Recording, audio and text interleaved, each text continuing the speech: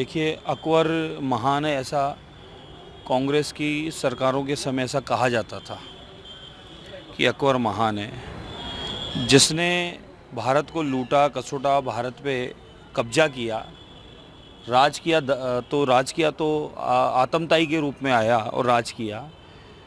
और जिस प्रकार के अकबर के आचार विचार रहे तो उसको महान कैसे कह सकते हैं। महान तो महाराणा प्रताप है, शिवाजी महाराज है, जिन्होंने इस मातृभूमि को बचाने के लिए अपने प्राणों की भी उन्होंने न्यौछावर कर दी है माने। तो इसलिए इस देश के जिन्होंने इस देश को, इस मातृभूमि को बचाने के लिए जिन्होंने काम किया, जिन्होंने समर्पित कर दिया, अपने आप को बलिदान दिया, वही महान है, न कि इन आतंकताइयों के लिए। कभी कोई कह रहा बाबर महान, कभी कोई कह रहा अकबर महान, कभी कोई। वो महान कैसे हुए, जरा इतिहास में जाना चाहिए। उन लोगों के आचार विचार क्या थे, उनका स्वभाव क्या था, इस भारत को लूटने के अलावा उन्होंने किया क्या है। भारत पर बाहर का आतंकताई आ गया और यहाँ पर राज किया, फिर अब उसको महान कहेंगे तो हम तो महान मानते नहीं। महान तो हमारे ही अपने पूर्वज हैं, जिन्होंने अपना बलिदान दिया, अपने प्राणों को न्यौछावर कर दिया इस मातृभूमि को बचाने के लिए। तो महान तो हम उन्हें ही मानते हैं।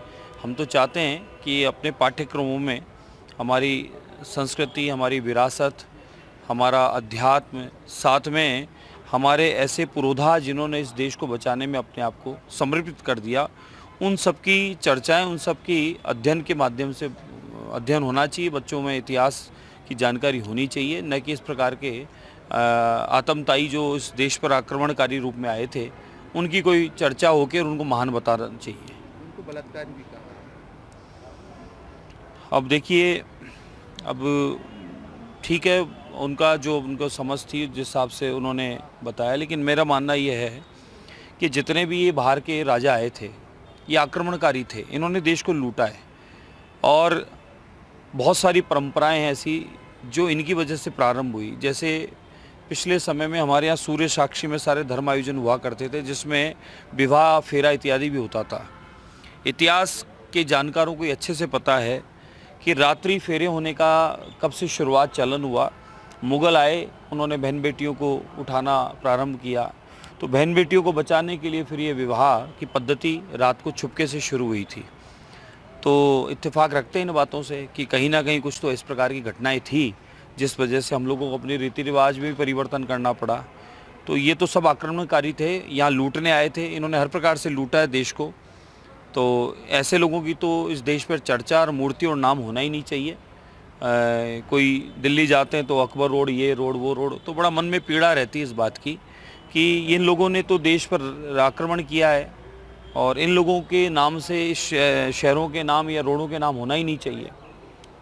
तो मैं तो निवेदन करूंगा, पूरे भारतवर्ष में जितना भी शिक्षा मंत्री हैं जो शिक्षा से संबंध रखते हैं, उन सबको हमारे पूर्वजों का इतिहास, जिन्होंने इस मातृभूमि को बचाने के लिए काम किया, उनकी चर्चा हमारे अध्ययनों के माध्यम से होनी चाहिए, ताकि ये हमारी नई पीढ़ी में ये स्वभाव में आए कि हमारे पूर्वज अपने मातृभूमि को बचाने के लिए सबसे जो बहुमूल्य चीज़ है उसकी जीवन है, उस जीवन को ही समर्पित कर दिए। खबरों की दुनिया में एक क्रांतिकारी उड़ान के लिए रिपब्लिक वर्ड ऐप के साथ तैयार हो जाएं।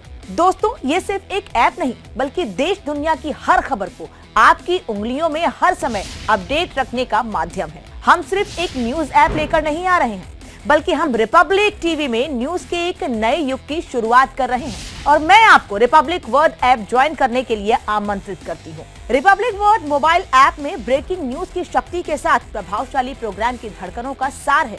एक ऐसा प्लेटफॉर्म जिसमें खबरों का खजाना मौजूद है। रिपब्लिक वर्ड ऐप अब गूगल प्ले स्टोर और एप्पल प्ले स्टोर पर मौजूद है।